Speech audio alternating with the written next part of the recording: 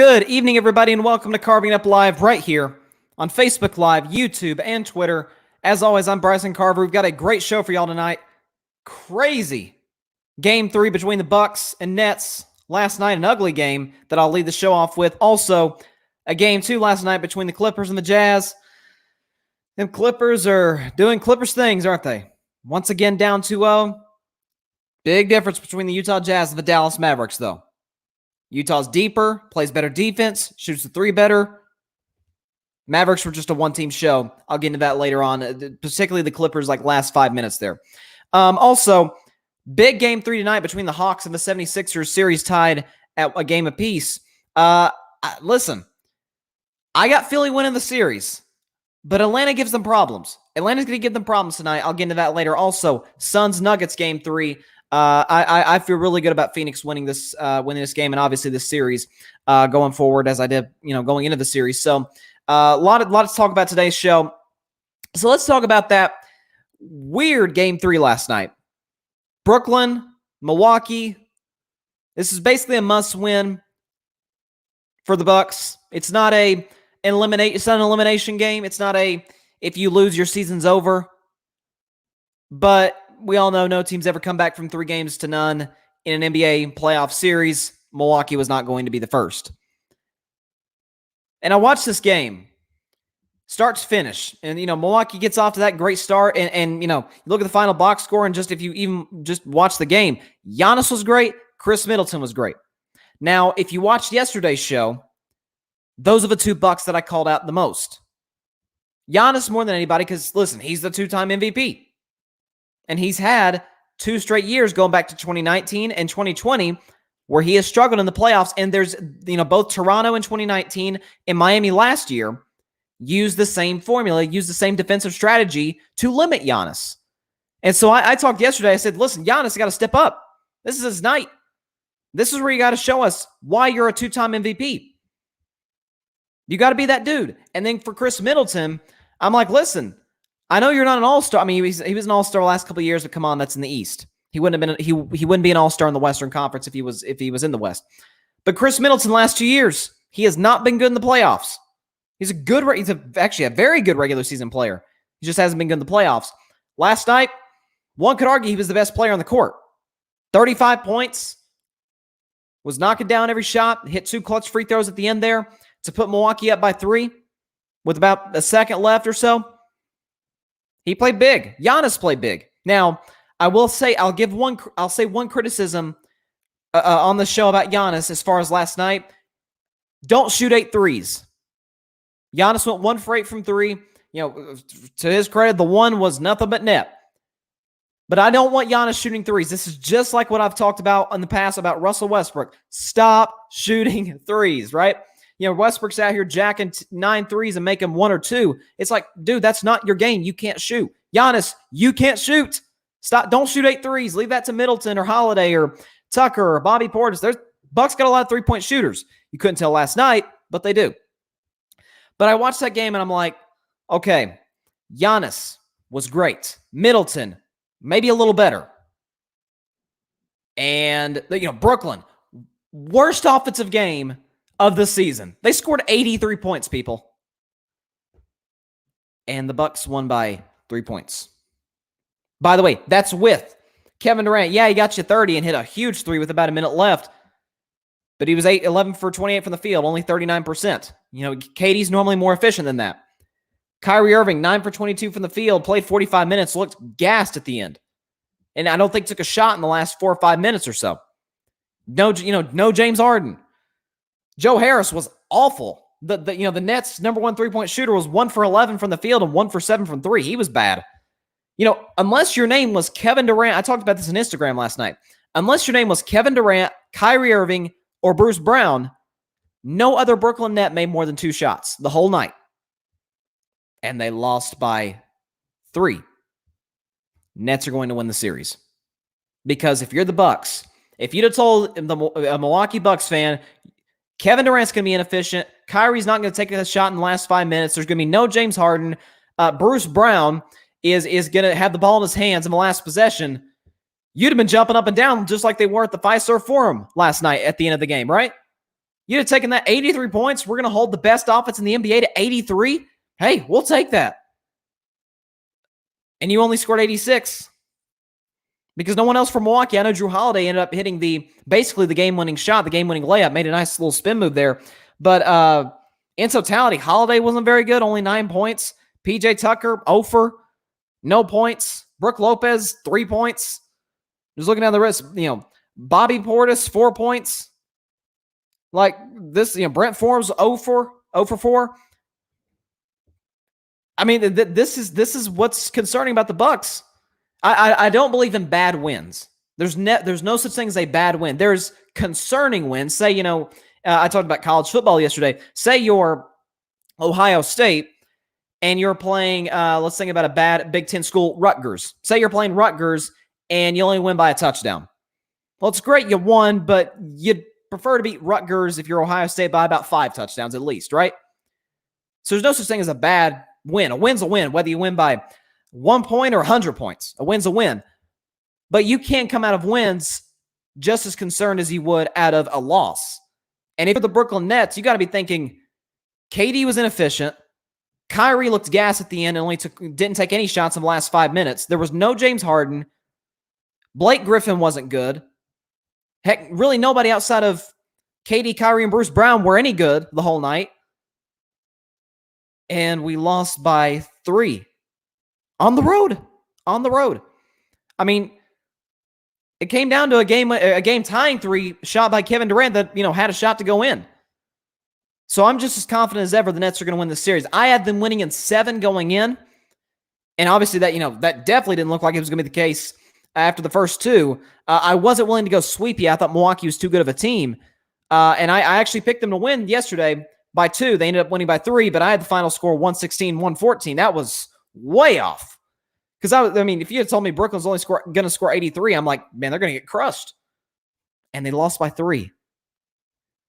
I mean, think about that. In 2021, this is not the 90s with the Pacers and Knicks, those 79 to 77 games. No, this is the Brooklyn Nets who drop as a team 140 points easily. Even without James Harden, you still got Kevin Durant, who I believe is the best pure scorer ever, and Kyrie Irving, who's one of the best scorers that we have in the game today. And guys like Bruce Brown, Blake Griffin, who's been a great addition to the team. Guys like Joe Harris, one of the best 3-point shooters in the league. I think he shot over 50% for crying out loud from beyond the arc. And you only scored 83 and only lost by 3, and you had a shot to tie it and send it into overtime. I mean, if I'm the Nets today, I'm feeling great. We didn't have James.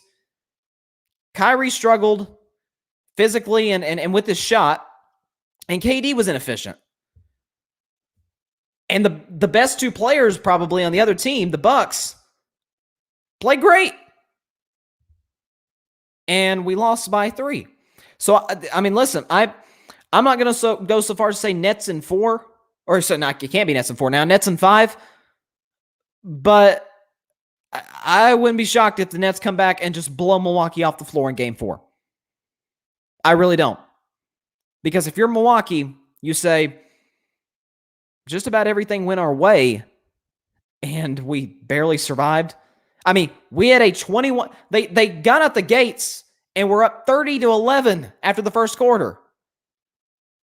They were up by as many as 21 in the first half. And it took, they had to get a game-winning shot by Drew Holiday and 2 subsequent free throws by Chris Middleton to close it out. So, Brooklyn's clearly the better team.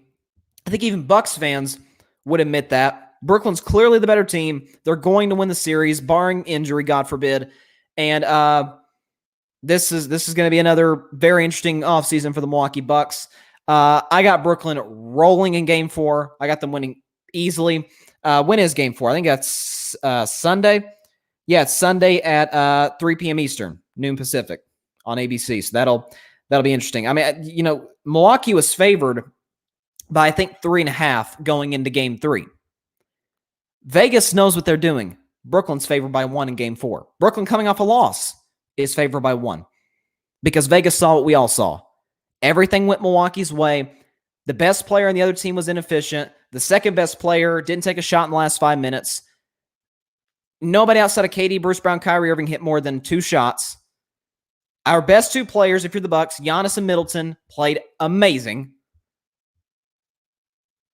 Vegas saw that game last night. They're like, yeah, Brooklyn's clearly the better team. We saw something. It was a higher scoring game. Better offensive numbers obviously looked nothing like last night, but it was very similar to game 3, right? Between the Celtics and the Knicks. Or excuse me, the Celtics and the Nets. Jason Tatum goes off for 50 and Kemba Walker plays great. And the game comes down to the final minute. And what happens in game 4? Albeit, obviously, the Bucks are better than the Celtics, but the Nets blow the Celtics off the floor in game 4, and in game 5, they close out the series. I feel more confident saying Nets in 6. Maybe the Bucks get one more. But, I mean, watching that first quarter, they're up 30-11. I'm like, oh, Milwaukee's gonna cruise.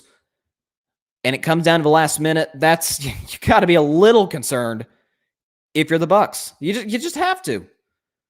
You just have to. You held the best offense in the league to 83 points and won by 3, and the other team had a shot to tie it at the end and send it into OT. So that's kind of my thought on it.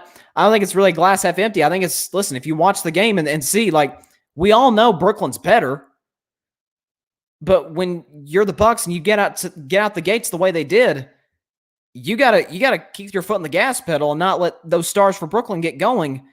And they did a little bit in the second half. KD got hot, but ultimately it wasn't enough. So looking forward to game 4, but I think the Nets are going to roll the Bucks in game 4 on the road. And but they will definitely score more than 83. I have one guarantee. I won't Charles Barkley guarantee a game 4 win for the Nets. I will guarantee they'll score more than 83. There's no way they'll score 83 or less in game 4. So that'll be interesting to watch. Now for the second game last night in that ESPN doubleheader between the Clippers and the Jazz. Those good old Los Angeles Clippers, man. They never disappoint. They never disappoint. I had Jazz in 6 before the series started simply because the Jazz are a better three-point shooting team than Dallas. They're a better defensive team than Dallas. They're deeper than Dallas. A one-man team. I tweeted this after the Clippers won Game 7 against the Mavericks. A one-man team. Luka Doncic, played amazing in the series. Nobody else for Dallas can say that. And the series went 7 games. That's with Reggie Jackson stepping up. And he's continued to step up, by the way. Reggie Jackson is looking like the old Reggie Jackson, right? Mr. October. Kawhi Leonard.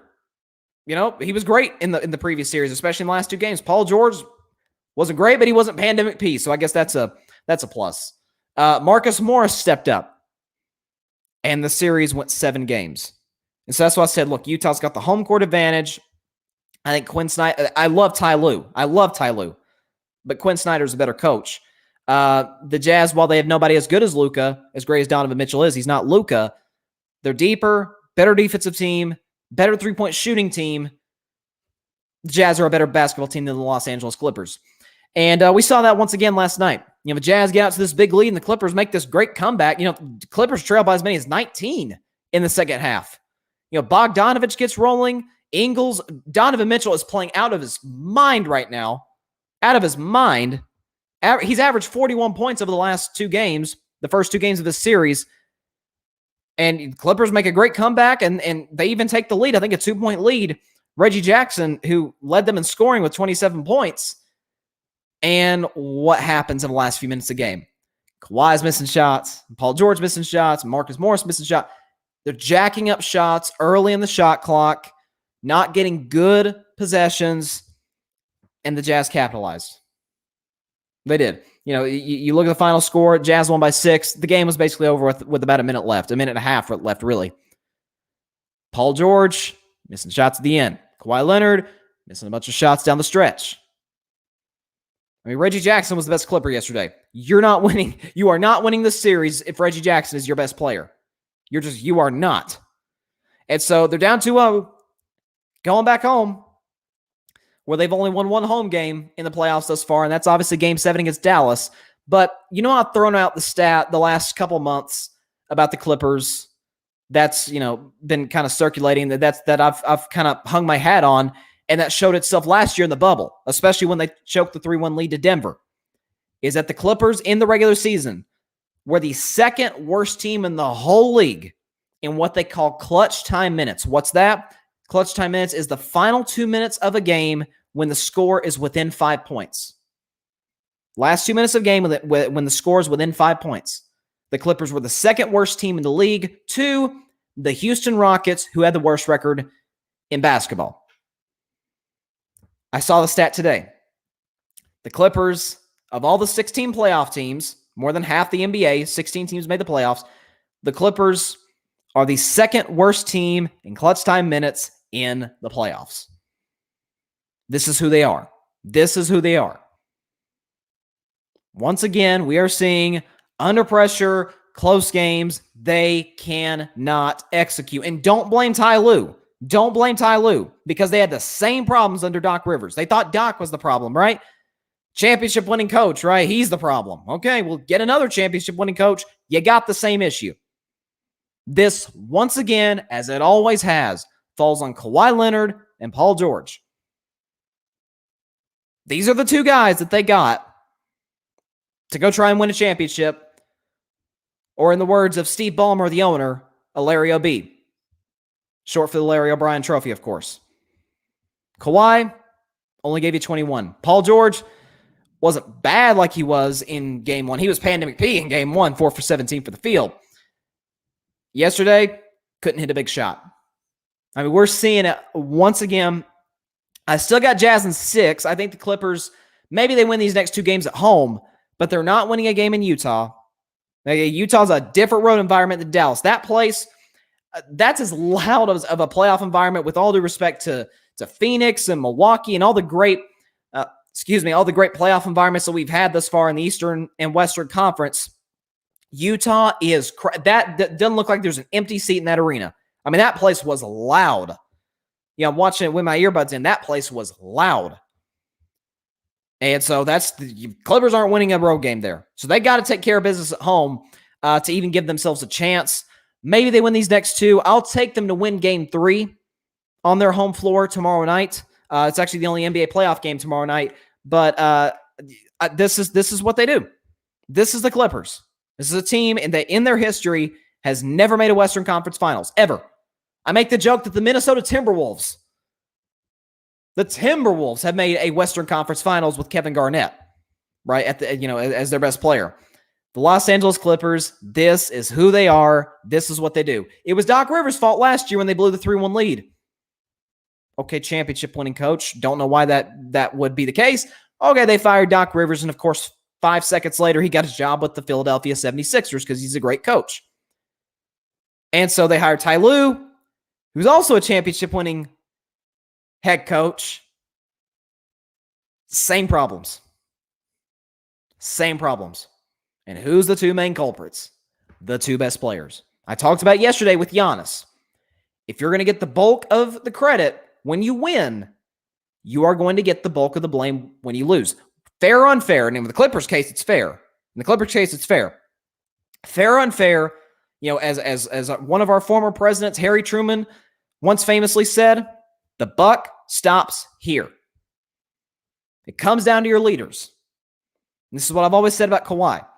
And listen, he played, like I said, give him all the credit in the world for the way he played in the last 2 games of their first round series against Dallas. He was amazing. Seemed like he couldn't miss a shot. And was playing great defense, as we all know he's capable of doing. He's a 2-time Defensive Player of the Year. But for all my praises of Kawhi Leonard's abilities, he's never been a leader. Not bashing Kawhi for it. Some people just aren't born leaders. That's fine. It'd probably be better off if Kawhi, is, who he is than trying to be something he's not, obviously. And that goes for anybody in life. But it's the main hole in the Clippers. They don't have a leader. I thought Rondo would come in. Maybe he'd be the leader, kind of like Kyle Lowry was back with the 2019 Raptors when Kawhi was obviously the best player there. Kawhi was the best player, but he wasn't the leader. Kyle Lowry was. And as cheesy as it sounds, as much talent as you have, you got to have leadership. You just do. And the Clippers don't have that. It was Doc's fault. They fired him. Montrezl Harrell, locker room cancer. Okay, they let him go. Lou Williams, he's a distraction.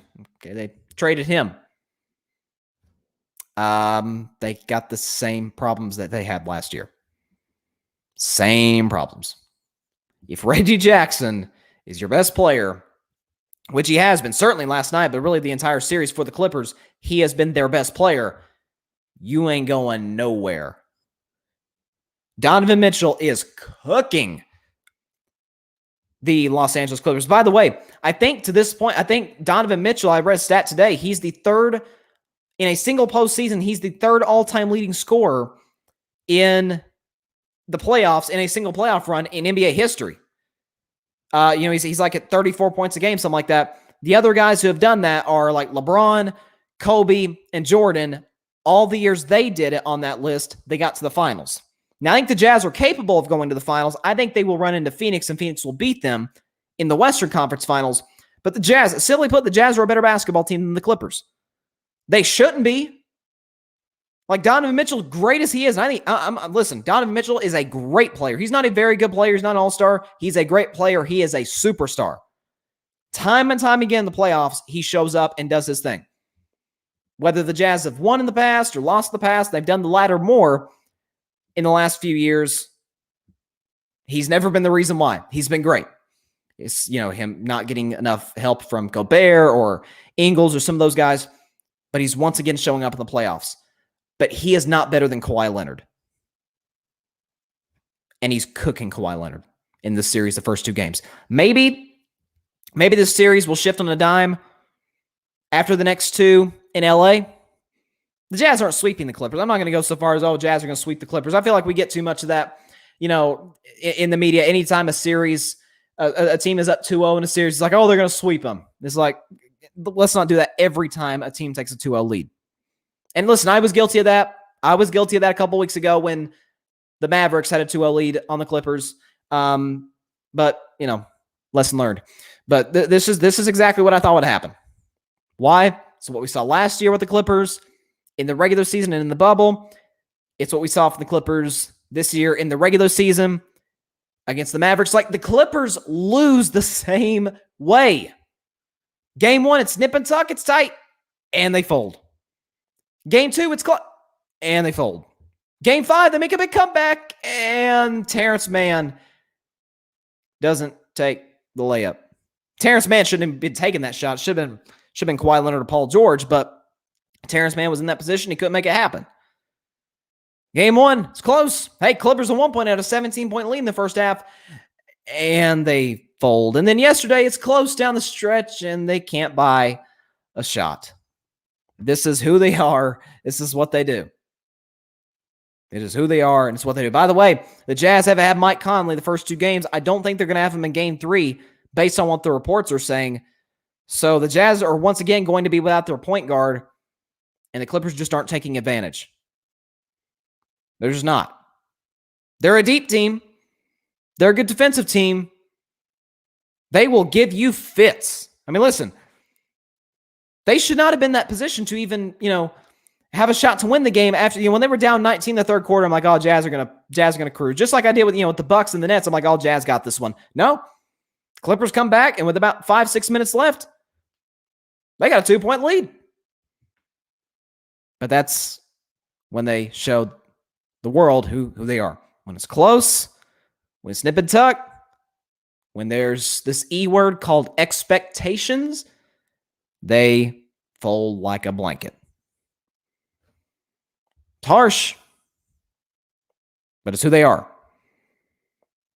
I thought a year ago, going into last season, they were the odds-on favorite to win the title, and they did exactly this against the Denver Nuggets in the second round, blowing a 3-1 lead in what I called, and I still believe, the worst choke in the NBA playoffs ever. I'm not calling the Nuggets the biggest comeback in NBA history. I call the Clippers the biggest choke. Why? Game 5, double-digit lead, lost. Game 6, double-digit lead, lost. Game 7, double-digit lead, lost. And they were healthy too. Like, it wasn't like, as bad as Golden State's loss, and listen, I'm a Warriors fan, so this still hurts. As bad as the Warriors' 3-1 choke to Cleveland in 2016 was, LeBron was unbelievable the last 3 games 41 points in games 5 and 6 and had a triple-double in game 7 with, of course, the iconic block. Kyrie had 41 points in game 5, and then in game 7, hit the game-winning shot that we've all seen that replay on over and over Steph Curry. But on the Golden State side, Steph wasn't healthy. Iguodala wasn't healthy. Bogut was out. Draymond got suspended game 5. Like, they didn't get breaks. And that's, that was the reason that they lost the 3-1 lead to the Cavaliers. Whereas the Clippers, they're healthy last year. They don't have to play any road games in Denver in that altitude. And they still can't get it done. And so after that, I said, I'm selling my stock in the Clippers. Don't care what they do, because this is who they are. Paul George in the playoffs. He's Pandemic P. Why is he Pandemic P? Well, because back in 2018, he gave himself the nickname that he did not deserve. You don't give yourself nicknames. You let other people give that to you. Even if you do, you better earn it. And Paul George gave himself the nickname Playoff P. And it's been quite the opposite. That's why last year they called him Pandemic P. Or as my good buddy Barry Grant Jr. from the Olive Podcast calls him, Waldo George. Probably even a more creative nickname. But he's always, like clockwork, man. He's always bad in the playoffs. Always. And Kawhi Leonard, more times than not, is great in the playoffs. But he's not a leader. Back in 2014, San Antonio had multiple leaders. Kawhi was the best player on that team. He won the Finals MVP by, playing great against LeBron James in that 2014 Finals, which the Spurs won in a gentleman's sweep in 5 games. Kawhi was the best player. But Tim Duncan was there. And Manu Ginobili was there. And Tony Parker was there. And Greg Popovich was there. Like, that's at the very least, 4 true leaders. I think your coach can be as well. And then you go to 2019 when they won the Finals and he won Finals MVP. Kyle Lowry was the leader. Why? He'd been with the Raptors for, I believe, 6 years up to that point. I think 7 years, something like that. Kyle Lowry had been with the Raptors. He had seen the highs and lows of the franchise, and for him, and back when he was with DeMar DeRozan, he was the leader. He's vocal. He's verbal. Kawhi, he isn't, but he didn't have to be in Toronto, and that's kind of getting exposed now in his second year, in the second straight year with the Los Angeles Clippers, that he just ain't got that leadership quality. He's a great player. He's a top 5 player in the league. I think he's the 4th best player behind KD, Steph, and LeBron. But when it comes to leadership, he just ain't got it. He just ain't got it. So I didn't think the Clippers would win this series anyway. I think they will win Game 3 tomorrow I actually got them by 12 points. I'll take them by double digits. I think the Jazz will kind of have an off game. Now there's a little bit of expectation with the Jazz, to be fair. And I think they'll lose Game 3, and we'll see what happens in Game 3. I'll let that aid my predictions for Game 4. I guess that'll be Monday. Let me check right here. Yeah, Game 4 is on Monday in LA, so that'll be interesting. But I'll take the Clippers to win tomorrow, but they will not win this series. They're not. Jazz are a better team. I'll say it once, I'll say it again. If the Dallas Mavericks, with obviously Luka Doncic, was unbelievable in the entire series, and everybody else for Dallas, Porzingis was bad, Jalen Brunson was inconsistent, Hardaway was inconsistent, Finney-Smith gave you virtually nothing, just Kleba, Powell. Nobody played well for Dallas and gave Luka any help. And Kawhi was great outside of Game 5, and the series went 7 games. Whereas with Utah, they're better than the Clippers on just about every front. They're a better three-point shooting team than the Clippers. Defensively, they're about equal. Clippers are a great defensive team. They should be. They've got a lot of perimeter guys. But chemistry, Utah by a mile. Those guys have played together for a while now. I know they've added guys like Bogdanovich, Clarkson, and Conley, but that system under Quinn Snyder has been in place for years now. So they know their roles. Clippers, I'm still not real sure they know their roles yet. If you don't know that, you're in some pretty big trouble. So Clippers will win Game 3. They'll win Game 3. they will not win this series. I'm still going to take Jazz in 6 games. 6 games. That's what I'll take. So I guess that means the Clippers will win the next 2, and then the Jazz will win the next 2 to win the series and advance to their first Western Conference Finals since 2007, I think. So there you go. So shout out to, speaking of Utah Jazz fans, shout out to my man James from the Across the Pond Sports Podcast. He's overseas. He watches Jazz games. I think his time, they tip off at like 4 a.m. So, man, that's dedication right there, man. That is dedication. Some of us here on the East Coast stay up till, stay up real late to watch some of these West Coast games. Guys waking up at 4 a.m. to watch the Utah Jazz. That is dedication right there. So big shout out James and big shout out to the Across the Pond Sports Podcast. Be sure to check them out. Now we got a big game 3 tonight we got 2 big game 3s tonight. I'll start with the first one. Hawks, 76ers, series tied at a game apiece. I'm going to take Atlanta tonight. I think Trae Young's played great. I think obviously Ben Simmons gave him some problems in game 1 and even more problems in game 2 because he guarded him more often. But here's the thing about Atlanta.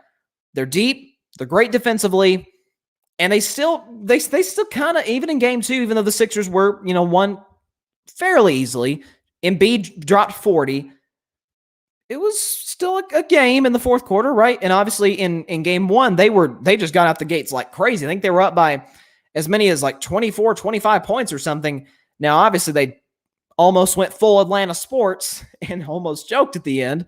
But they did just enough in the first half to be able to hang on in the second half. So I'm going to take the Atlanta Hawks tonight. First of all, that home court in Atlanta is crazy. It's crazy, man. You're going to have all the Atlanta celebrities, a lot of rappers there. I don't know if Future will be there, but I know Migos will be there. I'm sure 2 Chainz will be there. It's going to be a great atmosphere. My man Lecrae might be there for crying out loud. So Atlanta's going to be crunk tonight. My worries about Philadelphia, at least for tonight, is, we see with these bad free throw shooters like Giannis, like Ben Simmons, when they're on the road, the crowd kind of starts to get in their head, right? We saw it with Ben Simmons in the Sixers' last series against the Washington Wizards in game 4, right? Even though the series was basically over, right? Sixers lost game 4, but, won in game 5 and won the series. But in game 4, the Wizards played hack of Simmons, and he couldn't make a free throw. And we know that more often than not, he doesn't make his free throws. I think he's got the worst percentage of any non-center in the entire league at about 61%. So he is not good at all from the free throw line. So, opposing fans, we've seen it with Giannis, right? The crowd, counting down or counting up to 10. Obviously, we know if you spend more than 10 seconds on the line with the ball in your hands, it's supposed to be a 10-second violation. More times than not, the refs don't call it. They did call one on Giannis last night. He needs to change his whole free throw shooting for him. It's not working. He needs to change it. I know Jeff Van Gundy pointed that out last night. But I think when Ben Simmons goes to the line, I think that kind of plays factor. Maybe it messes with his psyche, with his confidence. But this is all going to come down to the Hawks at home. They're obviously comfortable. They obviously smoked the Knicks in the previous series in games 3 and 4.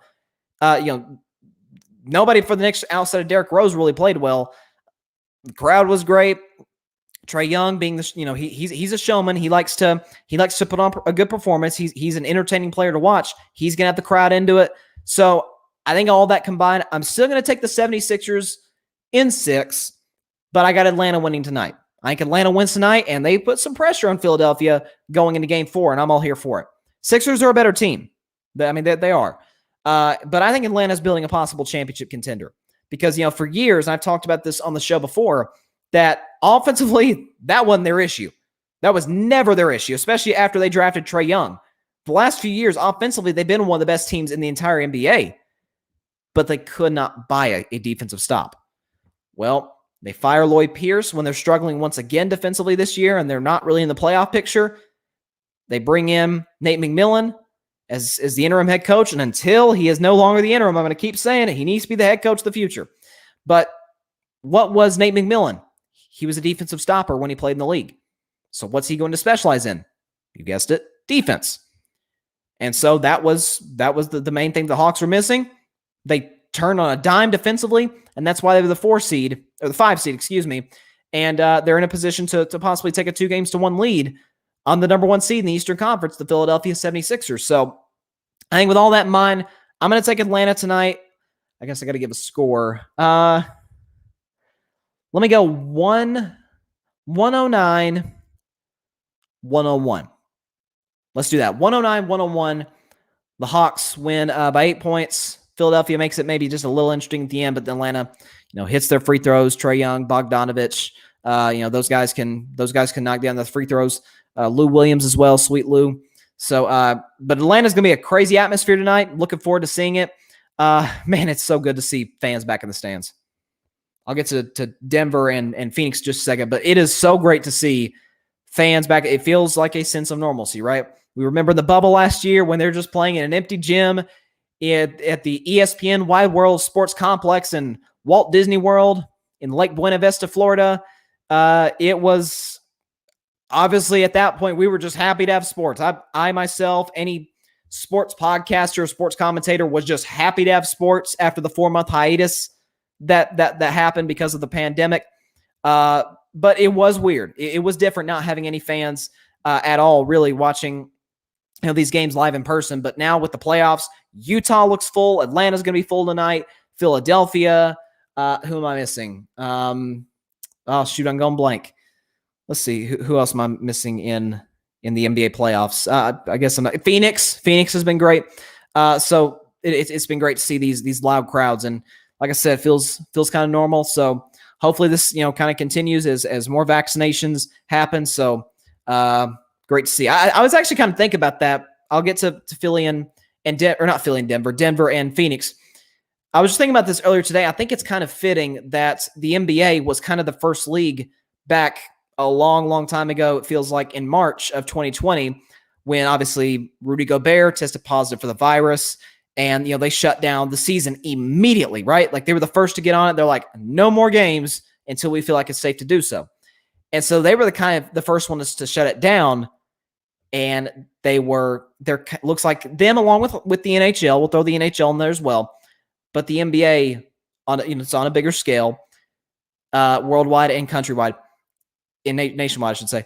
They have they're kind of the first league to have full arenas or stadiums or ballparks, whatever you want to call it. We're seeing fuller ballparks in Major League Baseball. I saw Wrigley Field earlier today in Chicago. Fenway Park is full. Yankee Stadium looks close to full. So it's just so great to see that life is looking more normal than it has in a while. Sports is looking more normal than it has in a while. So, man, this is great. So Phoenix, Denver, Game 3. Suns have a 2-0 lead. I'm going to take Phoenix tonight.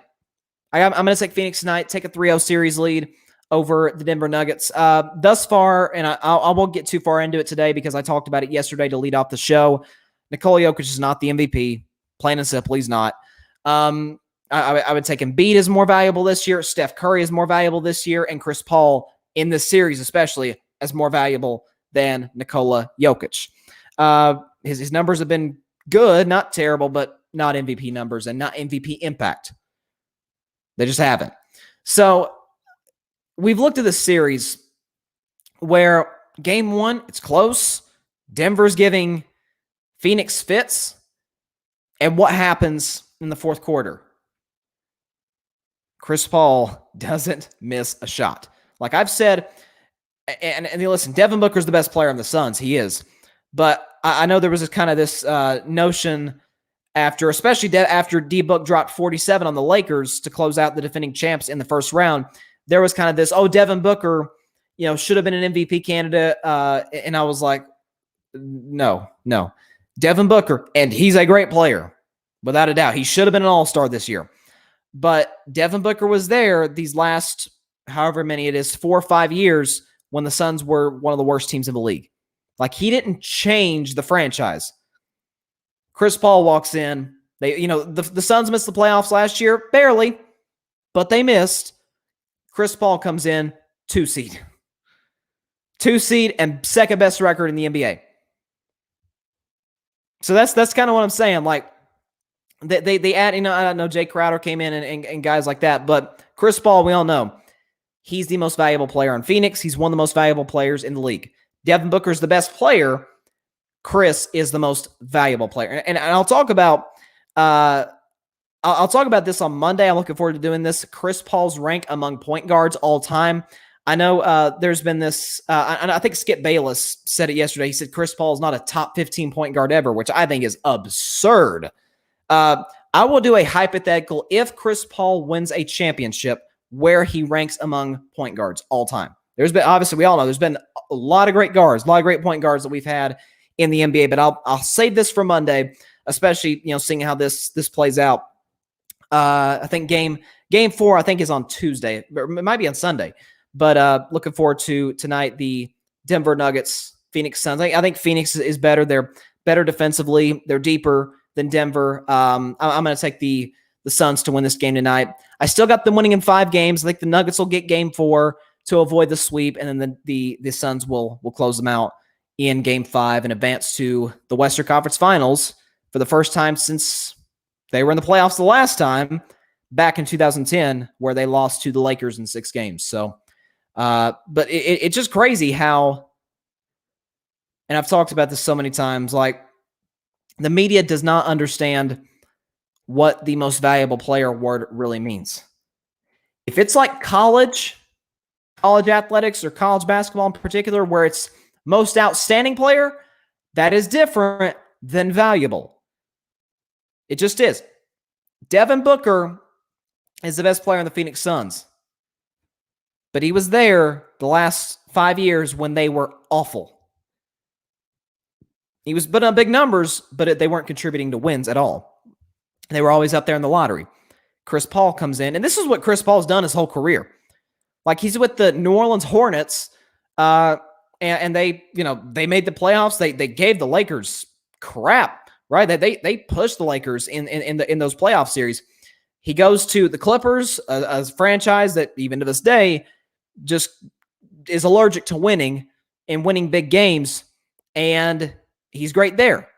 And he goes to, and when he leaves, the Clippers aren't the same, at least until they got Kawhi and Paul George, and then they're back to their choking ways in the playoffs.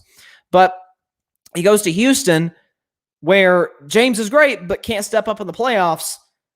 And some argue, I disagree with this, but some argue, and it's a fair argument, that had the Rockets had Chris Paul for games 6 and a possible 7 in the Western Conference Finals against my Warriors, that they would have won, because Chris Paul was playing unbelievable. He's the best Houston Rocket in that conference finals against the Warriors. Had him down 3-2, and then at the end of game 5, pulled his hamstring and was done for the rest of the series. What happened? Houston had a double-digit lead in game 6, lost, had a double-digit lead in game 7, and lost, including a record 27 missed threes consecutively. Okay, so Chris Paul leaves. Houston's never really the same. He goes to OKC, gets traded to OKC for Russell Westbrook.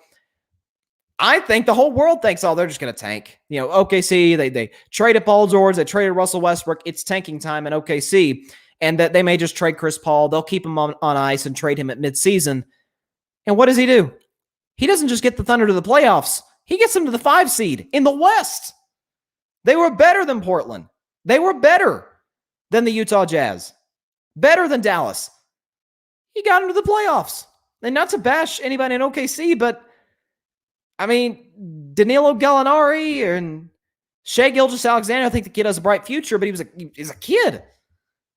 And he got them to the 5 seed, and they almost beat Houston, the team he used to play for, in the first round. It came down to, James Harden blocking Lou Dort's game-winning 3-point attempt in game 7. He almost got him to the second round. And he goes to Phoenix, who hasn't made the playoffs in 11 years, and in year 1 with the Suns. And I thought they'd make the playoffs after adding Chris Paul. I did not see second best record in the league and the 2 seed in the West. I didn't see that. But that's what he does. That's what he does. Can you imagine if he had gotten traded to the Lakers, that trade that the late, great David Stern, rest in peace, negated? Because, why was it negated? Because the NBA at the time owned the New Orleans franchise. They didn't have an owner. And so can you imagine Chris Paul with a prime Kobe Bryant? Man, I wish we could have seen that. That'd have been awesome. But we can only, and I'm not even a Lakers fan, but that'd have been crazy. So that, you just got to say, what if? So But he's more valuable than Jokic. Embiid's more valuable than Jokic, and Steph is more valuable than Jokic. They just are. So with that is all the time we have for today's show. Thank you guys so much for watching on Facebook Live, YouTube, and Twitter. If you watch the podcast episode of Carving It Up, you have been listening on Spotify, iHeartRadio, Google Podcasts, Anchor, as well as wherever you listen to your podcast. Hope everybody has a great weekend. Catch us on Monday, as always, 6 p.m. Eastern, 3 p.m. Pacific Standard Time, wherever you watch this show. So have a great weekend. Enjoy some basketball. Enjoy the weekend in general. God bless you all. Peace out.